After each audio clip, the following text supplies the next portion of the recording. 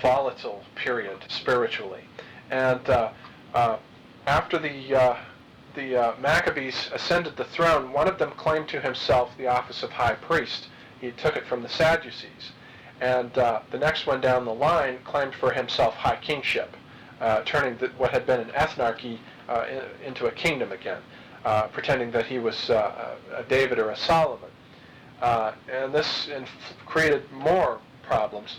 And finally, one of the rulers, Alexander Jannaeus, upon ascending the throne, had 800 Pharisees crucified in one night and watched them suffer while enjoying his own concubines. As a result of this, it is said that there was a mass exodus of Pharisees and other Jewish groups out into the deserts of Judea.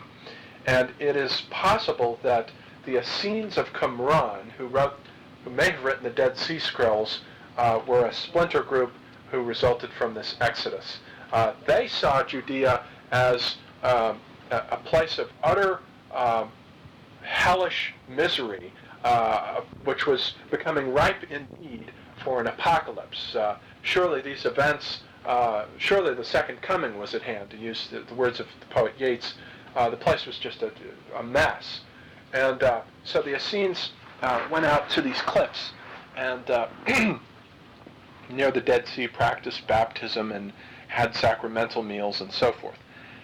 But their primary apocalyptic text is a document called the War Scroll, or the War of the Sons of Light with the Sons of Darkness. And so there's a heavy Zoroastrian influence here. And they envisaged that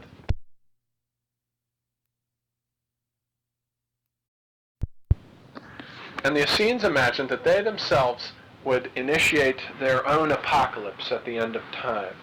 There would be a war where they would fight their neighbors for 6 years, all the other Jewish sects which they disagreed with, and they would be victorious and rest on the 7th year. Then they would initiate a campaign against all the other nations of the earth for 49 years, resting every 7th year, which apparently the enemy also was supposed to honor. And at the end of that time, there would be a series of 7 battles over their final enemies, and they would be aided in these battles, or led in these battles, by the archangel Michael from the celestial realm, and on the terrestrial realm, they would be led by their 2 messiahs. Now, the Essenes envisioned 2 messiahs, a priestly messiah sprung from the line of Aaron, and a Davidic messiah sprung from the line of David, and these would lead them into battle. And there would be a final sacramental meal, a celebration after the end of the battle. And this was the Essenic apocalypse. Now, some scholars think that John the Baptist may have been an Essene. He practiced his rite of baptism about 8 miles upriver, up the Jordan from where the Essenes were in Qumran.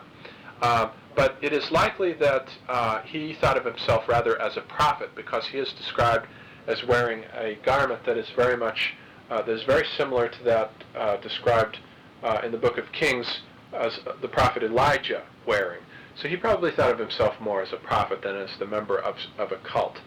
And in the beginning of the Mark Gospel, which of the 4 of the Gospels is the most apocalyptic of all 4 of them, it starts with John the Baptist baptizing Christ and recognizing in him the Messiah, the one who has been predicted to come to inaugurate the kingdom.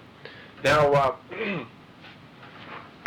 one of the interesting dimensions here is the perhaps not so coincidental fact that the primary Babylonian deity Oannes was the Lord of baptisms for the Babylonians, and this was a god that they had taken over from the Sumerians, whose name was Ai, E-A.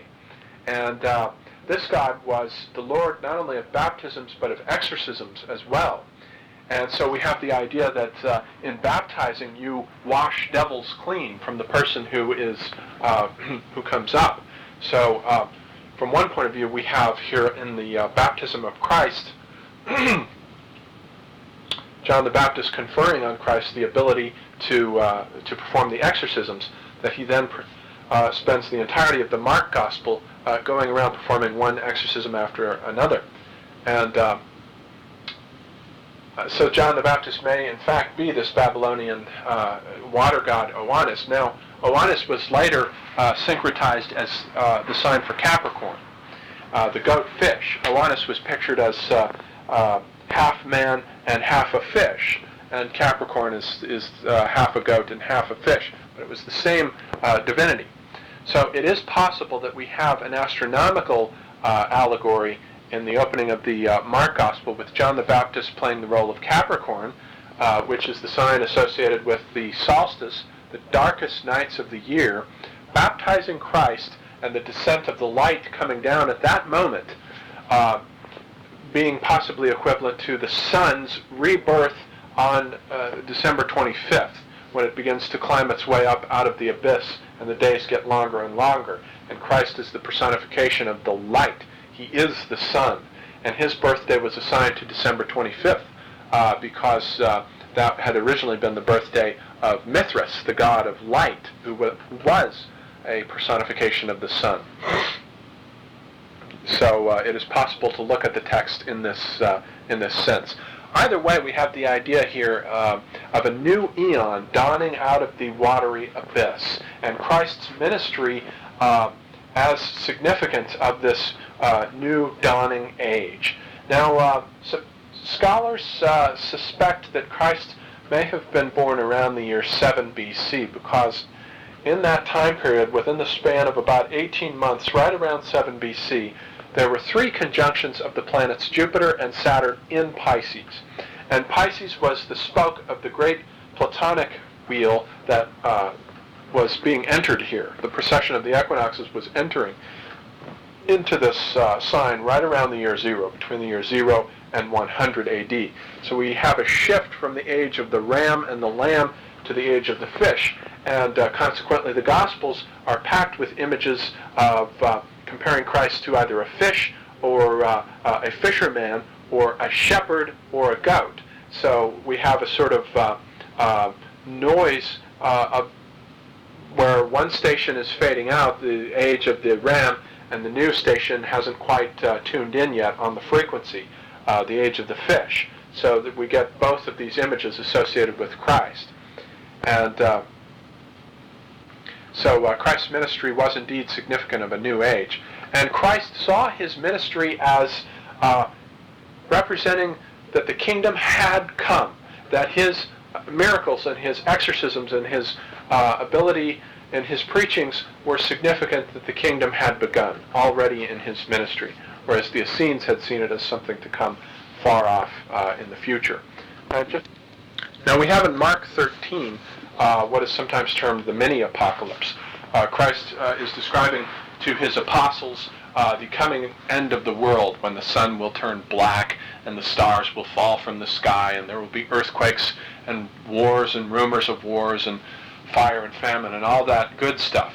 And the disciples ask him, well, when is this going to happen? And he says, well, truly I say to you that this generation will not pass away before these things take place. Well, that generation did pass away, and these things did not take place. And so it is thought by some scholars that the rise of the Gnostic movement in the 2nd century AD came about as a result of the failure of these eschatological predictions. The apocalyptic predictions that the world was coming to an end began to shift over then into this theological phase in the Christian and Jewish culture cycle with the rise of the Gnostic groups. Now, with the Gnostics, we have what might be termed the interiorization of the apocalypse. The apocalypse is to signify a metanoic transformation of consciousness that is to take place within you. You are to live as though the kingdom were already here, and you are to recognize that you are a being of light, living in a kingdom of light, and not to identify yourself with the realm of darkness and the realm of those who will perish and go down the drain of history with the coming of the apocalypse. And so we have in the Thomas Gospel the answer to the Mark 13, where in the Thomas Gospel his disciples ask him when these things will take place, and he says, well, the kingdom of heaven will not come by expectation. Men will not say, see here or see there, for the kingdom of heaven is spread upon the earth, and men don't see it.